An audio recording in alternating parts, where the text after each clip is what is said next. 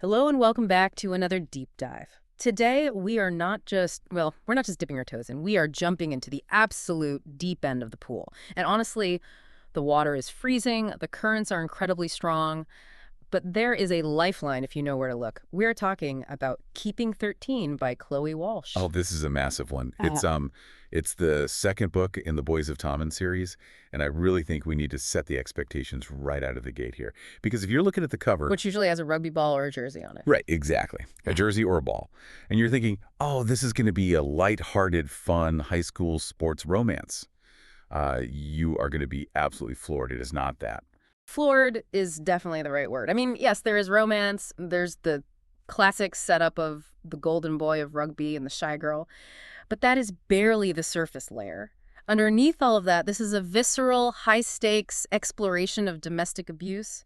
It's about trauma survival, and it's about the violent collision of two completely different socioeconomic worlds. It is heavy, it's raw, and it's incredibly specific to its setting. It really is, and that setting is it's almost a character in itself. Yeah. We aren't just somewhere in Ireland. We are very specifically in Cork in the year 2005. Which is a very distinct vibe. It's a completely unique cultural moment. It is the absolute height of the Celtic Tiger. And for you listening, if you might not be familiar with Irish economic history, the Celtic Tiger was this period basically from the mid-90s up until the late 2000s where Ireland's economy just exploded out of nowhere. Right. The money was just flowing everywhere. Everywhere. There was suddenly massive wealth, construction on every corner, people buying luxury property they couldn't actually afford, and just this general cultural sense of invincibility.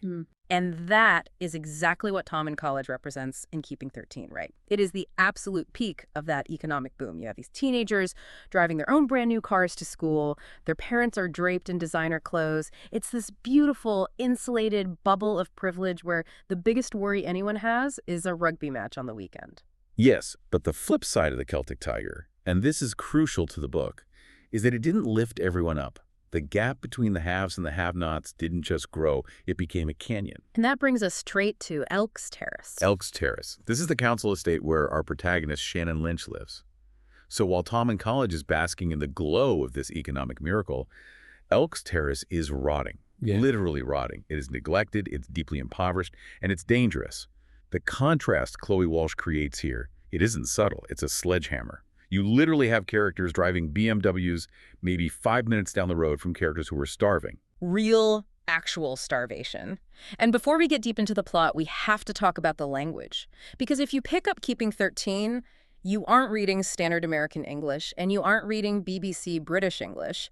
You are fully aggressively immersed in Cork slang. Oh, absolutely. It's phonetic, it's lightning fast, and it is brilliant. You're going to see words like craic. Spelled C-R-A-I-C. Yes, which means fun or news. It has nothing to do with drugs. Yeah. And you'll see Egypt for idiot. You'll hear the word shades used constantly when they refer to the police, the Gardaí. Or culchi, which is used to describe anyone from outside the city, usually implying they're a bit unsophisticated or rural.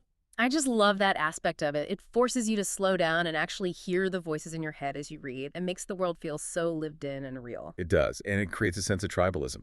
The way the Tommen kids speak is fundamentally different from how the Elks Terrace kids speak. That linguistic divide is just another massive wall between Shannon Lynch and Johnny Kavanagh. So let's formally introduce this central pair. We have Shannon. Shannon Lynch. She is the girl from the wrong side of the tracks, quite literally in this setting. She is tiny, she's incredibly quiet, and she's bullied relentlessly at school. But her home life is the real horror story here. She is living in a daily domestic war zone.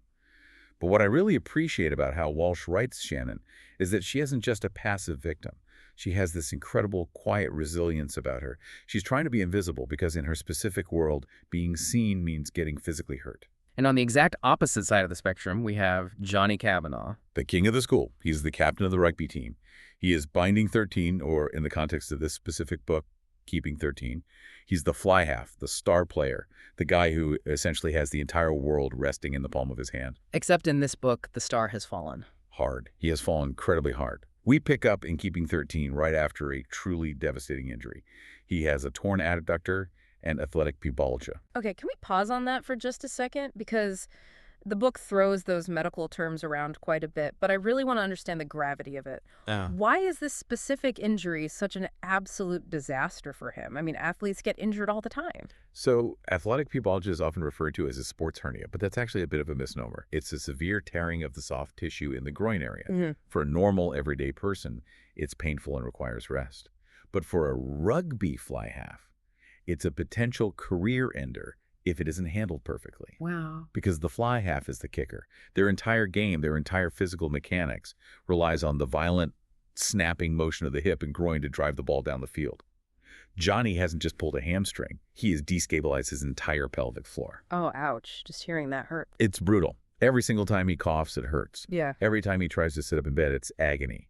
And for a kid whose entire identity, his entire sense of self-worth is built around being the physical powerhouse, around being Right. number 13, this is a psychological death sentence. He is completely spiraling. So our mission today for this deep dive is to unpack how keeping 13 manages to balance these two massive heavyweights, the brutal, realistic trauma of Shannon's life and the severe identity crisis of Johnny, all wrapped up in a story about first love and the concept of found family. And honestly, we have to start with the nightmare. We really do. We have to look at section 1, the reality of trauma. The book opens with a sequence that it grabs you by the throat and it absolutely does not let go. It's the him or us scene. It sets the stakes immediately. There is no warm-up. We are right in the kitchen at Elks Terrace, and it is chaotic. Shannon is already injured. She's coughing up blood. She has broken ribs from a previous beating. And Joey, her older brother, has finally reached his breaking point. Joey is the protector of the family, right? He is the surrogate father. The actual father, Teddy, is a monster. And I really don't use that word lightly. He isn't just a strict dad or a guy with a temper. He is a sadistic, calculating abuser. Oh. And Joey draws a line in the sand. He gives their mother, Marie, a final ultimatum. He literally screams, him or us. He is demanding that she choose between her husband, the man who is currently beating them to a pulp, or her 5 children. The violence in the scene is incredibly graphic. It's not implied off-page violence. Teddy attacks Joey, literally slams his head into the floor tiles. It's a full-on brawl. But there is a specific moment in this chaos involving Tog that I think is the most shocking part of the entire opening sequence. It's like Shannon's younger brother. He is only 11 years old. 11. And he calmly goes to the kitchen drawer, pulls out a knife, and holds it to his own father's throat to save Joey. I just have to stop you there. An 11-year-old child holding a knife to his father's throat. That is way beyond just trauma. That's something else entirely. It is. And this is exactly where we have to talk about the psychological concept of adultification. We often hear about parentification, where a child takes on a caregiving role. That's Joey. Joey is making the dinner. He's shielding the siblings. But Taj has been adultified. His innocence hasn't just been lost. It has been violently erased. He isn't upstairs playing with toys. He is in the kitchen making tactical, lethal decisions to preserve his older brother's life. When an 11-year-old knows exactly how to hold a knife for combat, the social system has failed completely. And speaking of failure, where is the mother in all of this? Where is Marie Lynch? This is the true tragedy of the scene. Joey is screaming, him or us, and Marie, she fails. She just completely freezes. She is paralyzed by fear and also likely by her addiction to the pills and alcohol that we see her abusing throughout the text. But mostly it's pure terror. She actually begs Joey not to hurt the father. She chooses the abuser over her kids. In that specific moment, yes. She chooses her fear of the abuser over the physical safety of her own children. That is so incredibly hard to read. It makes you so angry at her as a reader. It does, and honestly it should. It's a visceral reaction. But it's also a highly accurate, terrifying depiction of the cycle of abuse and trauma bonding. Marie has been conditioned, likely for decades, that any resistance at all leads to severe pain. Her brain isn't processing logic anymore. It's purely processing survival. She genuinely thinks if she can just pacify Teddy, the violence will stop. She sees Joey's resistance as the actual danger, not Teddy's abuse. It's twisted, but it is psychologically real. And the immediate result of that failure is that Joey takes the brunt of the beating so the other kids can escape, and they flee the house. But there is this overwhelming sense of hopelessness because they all know the system isn't coming to save them. They know the drill by heart. Police, the shades might come around, the social workers might pay a visit, but they always send them back. The authorities view a place like Elks Terrace with this deep-seated classist indifference. It's an attitude of, oh, well, that's just how those families are. So the kids know that escaping the house into the rain is only ever temporary. They will be dragged right back to the monster. So that is the absolute nightmare reality for Shannon. Now, let's pivot sharply to Johnny. We find him in the hospital, and while he certainly isn't fighting off a knife attack in a kitchen, he is trapped in his own personal hell. He is. We are in the stark hospital room. He's fresh out of post-surgery. He's got tubes sticking out of him. He's on incredibly high doses of morphine, and he is absolutely miserable. The text literally says he is high as a kite. And honestly, this provides some very much needed comic relief after the sheer intensity of the Elks Terrace scene. It does. Walsh is phenomenal at balancing the tone of this book. Yeah. Johnny's internal monologue while he's drugged out of his mind is hilarious. He's lying there, totally convinced that the nursing staff has blacklisted him because he keeps trying to illegally get out of bed. He's having these profound, completely drug-induced conversations with himself. And he is obsessively worried about his, quote, broken dick. Yes, he keeps referring to his broken dick, which, on the surface, is classic, ridiculous teenage boy humor. But if we analyze it a bit deeper, it's actually quite sad. He's terrified of impotence, and I don't just mean sexually, but generally. He feels entirely powerless in the world. He can't walk, he can't play rugby, he can't even pee without a catheter. For a young man who was the undisputed alpha male of his entire school a week ago, this is a complete and total shattering of his sense of self. But even through the thick fog of the morphine and the pain, who is he constantly thinking about? Shannon. It's fascinating to watch. His subconscious is completely fixated on her. He keeps muttering to his mom, something is wrong with her. He can't logically explain it. He hasn't seen her, but he feels it. It shows that his connection to her is running much deeper than just a superficial high school crush. It's almost instinctual at this point. And we really have to talk about the parents here. Because if you want a stark contrast to Murray and Teddy Lynch, you just have to look at John and Hadel Kavanagh. The difference is truly night and day. Johnny's parents are incredibly wealthy, yes. They are the peak Tommen elite. But much more importantly, they are present. They are intensely attentive. Adel Kavanagh, Johnny's mom, is an absolute force of nature. She wears Jean-Paul Gaultier. Johnny mentions that she smells like home. That sensory detail is so important for the reader. Shannon's home smells like stale beer, damp walls, and fear. Johnny's home smells like expensive designer perfume and safety. Adel is fiercely, aggressively protective. We learned early on that she actually marched into the school principal's office to confront him about Shannon's mother causing trouble. She went full mama bear on the principal. She did. She basically threatened to pull her family's massive funding and social influence from the school if he didn't sort it out. It highlights the disparity again. Shannon has parents who literally throw her to the wolves to save themselves. Johnny has parents who would gladly burn the entire forest down just to keep him warm. So, Johnny is stuck in the hospital bed, Shannon is stuck in hell, and now we enter section 3, the system, secrets, and the lie. Because the Lynch family actually has a strategy for survival, and it's incredibly frustrating to read. Enter Darren Lynch, the oldest brother. He's been living away in Dublin, working, but he comes back down to Cork to manage the situation after the dad temporarily flees the house. You'd really think the oldest brother coming back would be a huge relief. You think, okay, Darren is an adult, he's here, he's going to fix this mess. But Darren operates entirely on fear of the system. He implements what we can call the strategy of silence. He knows, factually, that if social services see the true reality of that house, the absolute lack of food, the extreme violence, the injuries, the kids will be immediately taken into care. And what does that actually mean for them in this system? It means separation. The wolf pack, which is what they call themselves, would be shattered. Ollie, Sean, and Todge would go to foster homes, very possibly different ones spread across the county. Shannon might be sent somewhere else entirely. Joey's over 18, so he'd be left out on the street on his own. Darren makes the incredibly grim calculation that staying together in hell is somehow better than being safe but apart. So he forces them to lie to the authorities? He literally scripts them. He sits them down and makes Shannon practice saying out loud that her mother is a good mother who tried her best. That is sickening. To force an abused victim to praise their abuser to the very people who are supposed to help them. It creates a massive, tearing internal conflict. Joey desperately wants the truth out. He wants the dad locked up and the mom held accountable. But Darren is pragmatic to a fault, and Shannon is caught right in the crossfire. She is terrified of her mother, but she is vastly more terrified of losing her little brothers. So she lies. She becomes an active accomplice in her own ongoing abuse just to save the family unit. In the middle of all this enforced silence and all these lies, there is exactly one thing that connects Shannon to the outside world. The pink phone. The pink Motorola. Yeah. This is such a perfect 2005 cultural artifact. Johnny buys it for her, right? Because she doesn't have one. He does. And this is a hugely pivotal moment in their relationship dynamics. Shannon really doesn't want to take it. She has immense personal pride, despite her extreme poverty. She doesn't want charity. She knows that in her dark world, absolutely nothing is free. If someone gives you something of value, they always want something in return. But Johnny completely persists. He does. He looks at her and tells her, I'm going to do a lot of things for you, Shannon. He frames the phone not as an act of charity, but as a strict necessity for him. He says he needs to be able to reach her.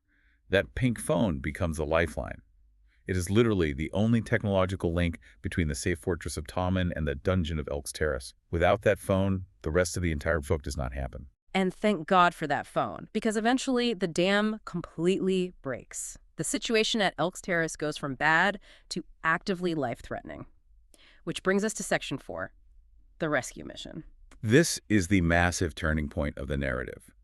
The mother, Marie, is completely incapacitated.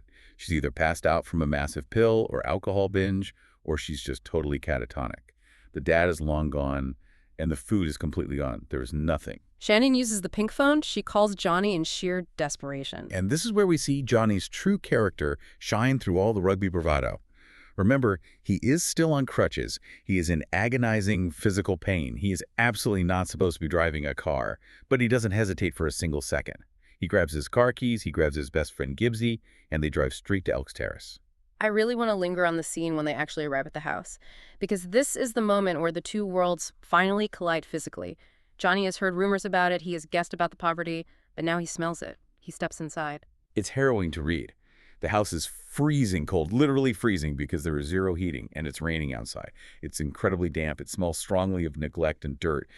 But the specific visual that absolutely breaks Johnny and completely breaks the reader is Sean. Sean is the toddler, the youngest brother. He's practically a baby. And he is sitting there on the floor in this freezing, filthy kitchen, eating his own hand. God, every time I think about that. He is aggressively gnawing on his own fingers out of sheer mind-numbing hunger.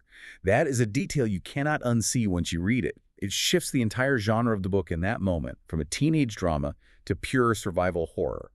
Johnny realizes in a split second that this isn't a case of bad parenting or tough times. This is about imminent death.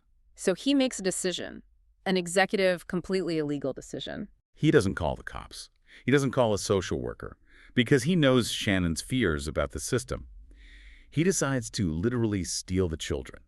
He bundles Taj, Ollie, and little Sean out of that nightmare house. He puts them in his car, which is probably a very nice, expensive car, providing yet another huge contrast, and he drives them straight to the Kavanagh mansion. And then we get the arrival at the Kavanagh house. Talk about ultimate culture shock. It's totally jarring. You go straight from the damp, gray, freezing misery of Elk's Terrace to the warm, golden light and safety of the Kavanagh estate. I just love Adel Kavanagh's reaction here so much. She opens her front door and she sees her injured son leaning on crutches, his weird best friend Gibbsy, and 3 filthy, starving, terrified street children. Her initial reaction is pure shock. She literally says, "You stole her children." Because legally, that's exactly what he did. But then, and this is exactly why the readers love Adel, she immediately, seamlessly shifts into mom mode. The legality doesn't matter. The logistics don't matter. The desperate need matters. She sees that these kids are starving. She sees they're freezing to the bone, and she acts instantly. She gets them food right away. Chocolate cake, bowls of ice cream. Comfort food. She isn't just mechanically feeding them calories to keep them alive. She's feeding them warmth and love. And there is a very specific detail about the clothes here that I found both incredibly hilarious and deeply heartbreaking all at once. The suit. Oh, yes. The suit. So toddler Sean is soaking wet and covered in dirt. Adel desperately needs to change him into something dry, but she doesn't have baby clothes lying around the house. Johnny is 18 years old. The only single thing she has kept from Johnny's childhood is a special keepsake outfit from when he was a baby. And it just happens to be a designer Ralph Lauren suit worth about 600 euros. So you have this starving toddler who was literally eating his own hand an hour ago on a dirty floor, now sitting in a massive heated kitchen eating ice cream while wearing a 600 euro designer suit. It's the absolute perfect visual metaphor for the entire book. It's the violent collision of extreme privilege and extreme deprivation. It's absurd on its face, but it highlights just how much vast resources the Kavanaghs have at their disposal and how easily, how quickly They can solve the immediate physical problems of the Lynch kids. But the deep psychological problems are still very much there. How do the boys react to all this luxury? Because they don't just relax. Todd is incredibly defensive. Remember, he's the 11-year-old with the knife. He looks around this massive mansion and says they're loaded, with this deep sneer on his face. He's highly suspicious. In his world, nobody gives you cake for free. He's waiting for the catch. He's waiting for someone to suddenly yell at him or hit him. Ollie, the middle brother, is just completely awestruck. He thinks he's walked into heaven. And for John and Adel Kavanagh, watching these traumatized kids eat, it's a massive wake-up call. It shatters them. Seeing little Sean eat his fingers, seeing Todd flinch violently at any sudden movement in the kitchen, it steals their resolve. They realize as parents that they cannot, under any circumstances, put these children back in that car and send them home to that monster. Which leads us directly to the biggest twist in the book, really. Or maybe the biggest heart moment is a better way to phrase it. Section 5. The Found Family. The Kavanaghs make a massive, life-altering decision. They decide to apply to foster all of the Lynch children. Every single one of them. All of them. That is a gigantic legal and personal undertaking. It is huge. And the way they break the news to Johnny is actually quite funny, which gives the reader a really nice breather from all the heavy trauma. They sit him down in the living room and start talking very seriously about how they have past experience with the foster system, referencing a girl named Raina that they fostered years ago. And Johnny being the sharp tool that he is right now. He completely, utterly misunderstands the conversation. He thinks they are sitting him down to tell him that he is adopted. I was laughing so hard at that scene. He literally asks them if he was cooked up in a microwave. It's such a perfectly dumb teenage boy reaction. Wait, am I a test tube baby? It cuts the heavy tension perfectly. But once they finally clarify, no, you idiot, we are talking about fostering the Lynch kids, the massive gravity of the situation sets in. Johnny asks them which ones they're taking, because in his mind, maybe they just take the baby. And Adel delivers the line that entirely defines her character for the rest of the series. She says they are not a pick and mix, like candy at a shop. She completely refuses to let the legal system separate them. She wants the whole package, Shannon, Joey, and all three of the little ones. That is the big aha moment of the story. It's where we finally see this massive wealth and privilege being used for something undeniably actively good. Yeah. Exactly. Throughout the first half of the book, the immense wealth of Tom in college has been a huge barrier. It's been the thing that makes Shannon feel deeply inferior and alienated. But here, that exact wealth becomes a weapon against the abuse. The Kavanaghs have the money to feed them, the lawyers to fight the state, and the physical space to take on the system. They move from being passive, pitying sympathizers to active, aggressive saviors. Now, we've been focusing heavily on the dark stuff, but Keeping 13 is also a really genuinely funny book. We absolutely have to talk about the secondary characters in Section 6. Specifically, we have to talk about Gibbsy. Gerard Gibson. Gibbsy, you literally cannot talk about the Boys of Tom and series without talking about Gibbsy. He is the massive fan favorite for a very good reason. He is Johnny's best friend. He's totally chaotic, he has absolutely no filter, and he brings the comedy to every scene he's in. He is the ultimate tragic clown archetype. He is constantly making inappropriate jokes, usually about his own broken home or his gooch or his complete lack of a sex life. But the humor is a very obvious shield. There are heavy, dark hints in this book, which are explored much more in his own dedicated books later on, that Gibbsy is hiding deep, deep personal pain. He actively uses loud laughter to keep the darkness at bay. But his dynamic with the other characters is just gold, especially with Claire Biggs. Claire is the bubbly, eternal optimist friend of the group. The dynamic between her and Gibbsy is this wonderfully chaotic will they won't they energy. There's a specific scene that just perfectly captures the horrific awkwardness of being a teenager in 2005. The shaving scene. Oh no, the cheap razors. I cringed reading that. Claire decides that she and the girls need to properly shave down there, but they're broke teenagers on a tight budget, so she buys these terrible, cheap pound shop razors. An absolute recipe for disaster. Absolute bloody carnage. It's incredibly painful, it's deeply embarrassing, and of course Gibbsy finds out about it and teases them relentlessly. But underneath all the teasing and the jokes, there is this quiet moment where Shannon realizes that Gibbsy and Claire have a very real connection. They're literally co-parenting a cat together. Cherub, the pregnant stray cat.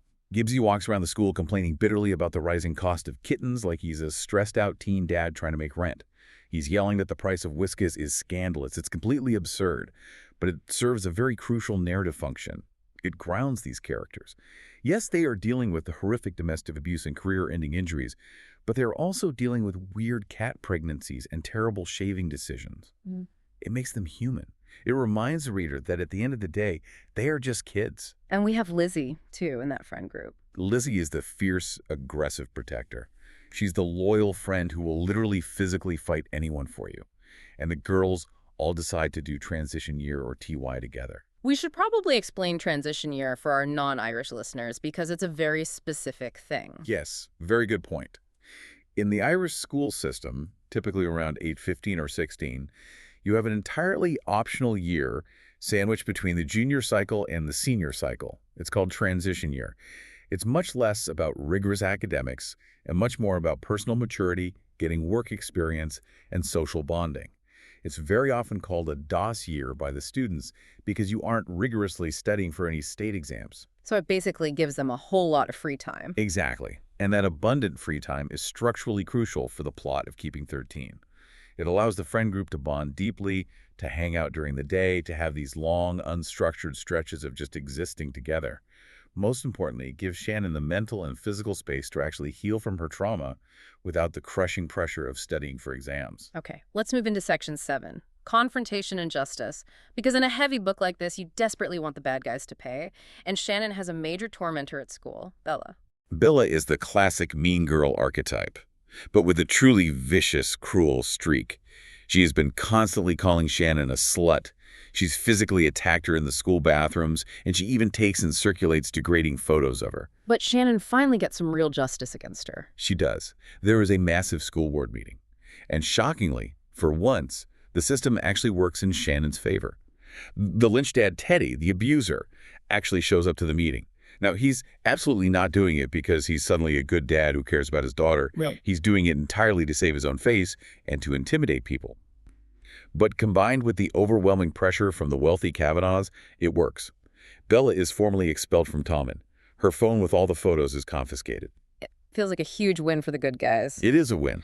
But Walsh is so smart, she immediately undercuts that feeling of victory with a massive dose of grim reality regarding Joey. Joey gets arrested. Right at the school.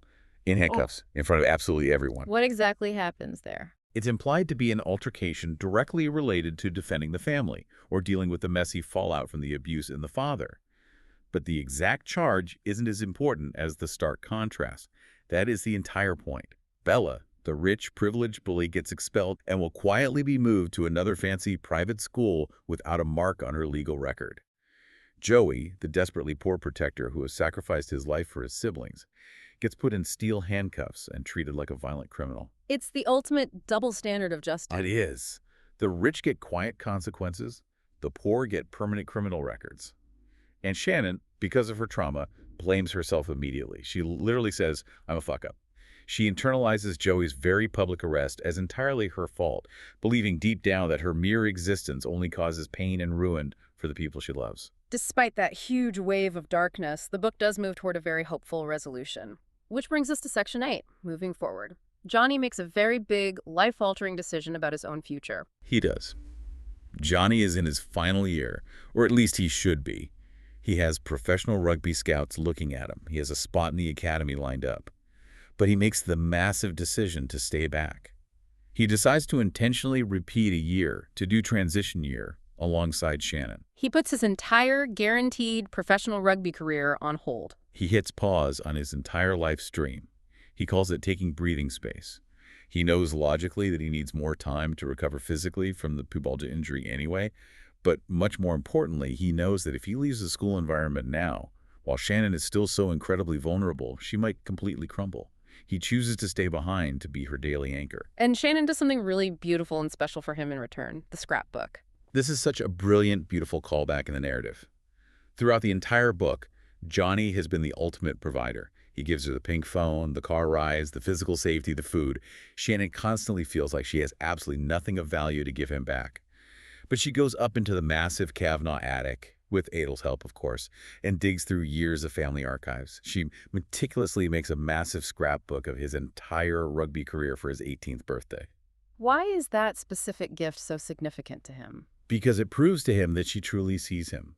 She isn't just looking at the golden boy star athlete that everyone else worships. She sees the grueling work he put in. She included all the awkward childhood photos, the muddy early games, the unseen effort.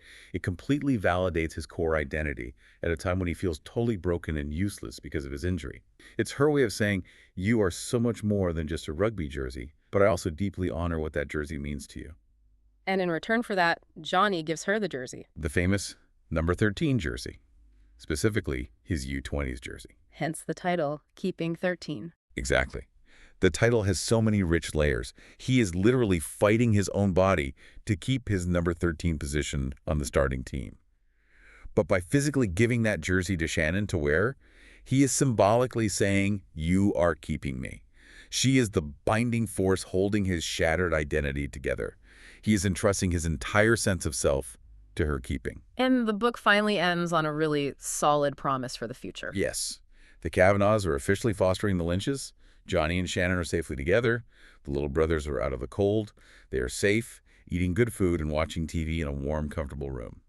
It is the ultimate found family victory. It's a deeply satisfying, happy ending, and if you listen to this show, you know there is always a but. With us, we have to look at the much bigger picture here. We do. We have to ask the provocative question that the book leaves hanging in the air. We've spent an hour talking about how amazing the Kavanaghs are, how they swooped in and saved the Lynches. But if we pull back and look closely, the social system failed the Lynch children at every single conceivable turn. The school administration completely ignored the obvious physical bruises.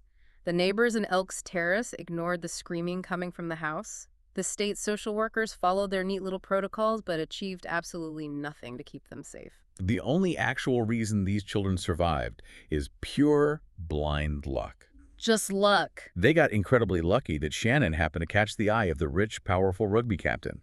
And they got even luckier that the rugby captain happened to have parents with a massive savior complex and a seemingly bottomless bank account. It forces you, as the reader, to really ask, what happens to all the Shannons of the world who don't bump into a Johnny Kavanagh in the school hallway? That is the truly chilling part of the story. For every single Shannon Lynch who gets dramatically rescued by a wealthy, loving family, there are thousands of kids who just, they don't. They stay trapped in Elks Terrace. They repeat the violent cycle.